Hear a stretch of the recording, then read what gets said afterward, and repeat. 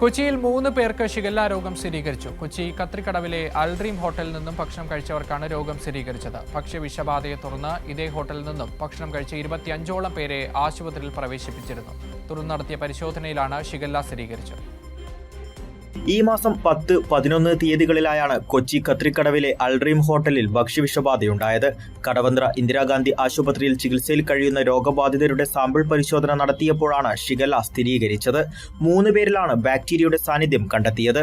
രോഗബാധിതർ എറണാകുളം ജനറൽ ആശുപത്രി, medical trust എന്നിവിടങ്ങളിൽ ചികിത്സയിലാണ്. മലിനജലത്തിലൂടെയും ഭക്ഷണങ്ങളിലൂടെയുമാണ് ഷിഗല്ല ബാക്ടീരിയ പടരുന്നത്. കൊച്ചി കോർപ്പറേഷന്റെ നേതൃത്വത്തിൽ ഹോട്ടലുകളിലേക്ക് എത്തിക്കുന്ന വെള്ളത്തിൽ നിന്നാണ് ഷിഗല്ല ബാക്ടീരിയ പടർന്നു പിടിച്ചതെന്നാണ് സംശയം.